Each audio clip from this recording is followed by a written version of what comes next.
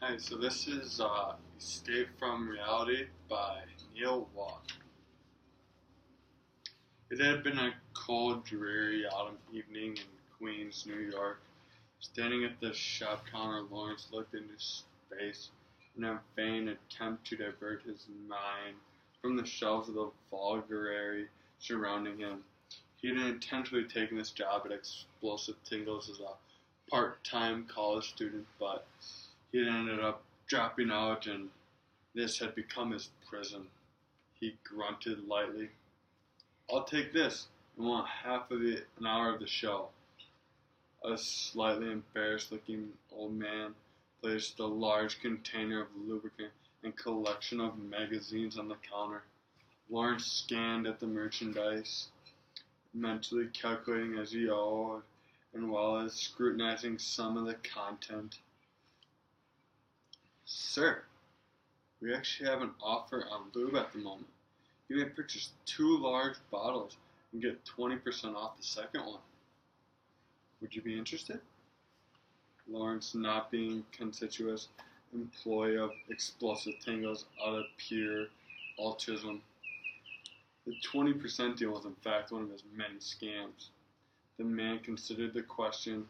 He resembled a demented wisp with this thin, emaciated face graced with frizzy white hair which appeared to pop out of his head in all directions. The crowning glory of this reasonable wanderer with a fedora and a long trench coat, as Lawrence would describe a public masturbator trench coat. Suppressing a smirk, judging by the look of the man, Lawrence was certain he would go for the deal. "Thanks, I appreciate you mentioned. I'll definitely do the deal. Here you go, sir. $12.95. The man handed him a $50 note. Lawrence swore in his head he hated when customers failed to consider the delicate change inventory. "Sir, you wouldn't happen to have anything smaller than that, would you?" The man fumbled around in his wallet. "Sorry, man, looks like I'm out."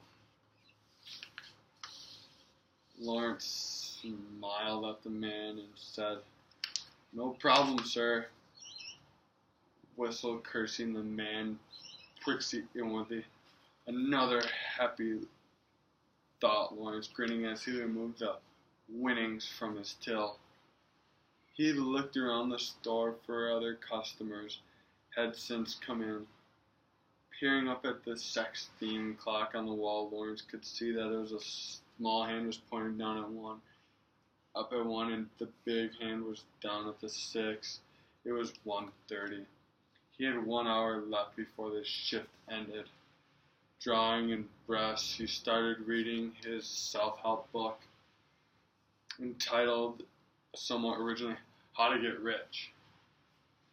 Ever since Lauren had somewhat originally dropped out of college, he had been trying fanatically to come up with new ways to make money.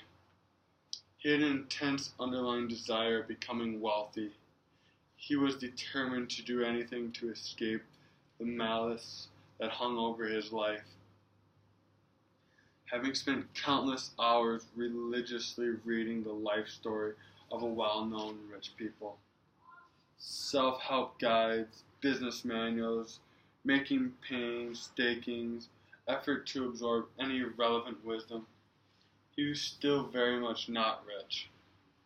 As the days went by, Lawrence was getting increasingly desperate for a way out of his confinement. The silence of the shop was broken by voices emanating from behind him. Turned around, he noticed that customers were beginning to pour out of the doorway leading to the booths at the back of the store.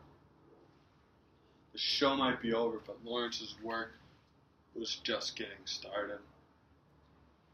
Suddenly, he trudged over to grab a mop and bucket from behind the counter. "F my life," said Lawrence.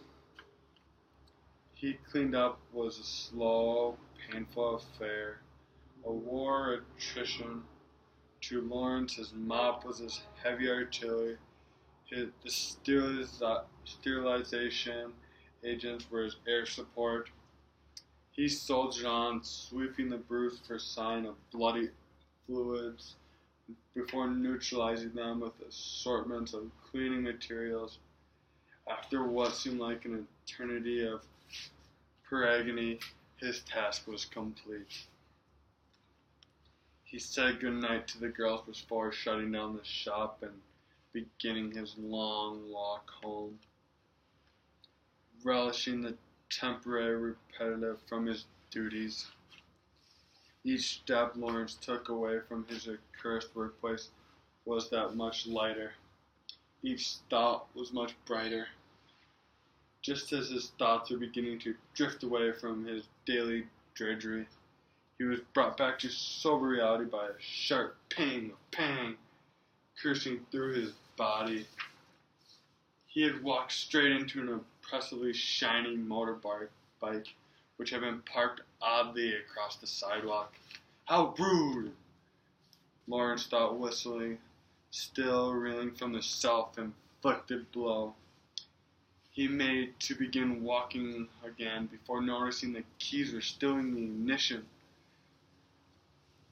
A guilty thought flashed through his mind, and Lawrence stopped in his tracks. He looked around figuratively, as the very act of thinking about stealing this bike was, in itself, a crime.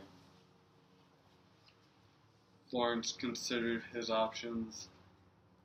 He could steal the bike and have an exhilarating evening of daring do before being thrown in jail, or he could simply walk by and continue his dreary, legitimate life with very little hesitation, and it was even less self-awareness. Lawrence vaulted onto the vehicle as a frenzied Mongol warrior mounted on his warhorse. This is going to be a night to remember. He revved up the engine with a deliberate intent to allow anyone within the earshot to partake in this moment of cathartic self-discovery. Night of the road! Night of the road! He bawled at the top of his voice. Terrorist Lawrence's crusade had begun.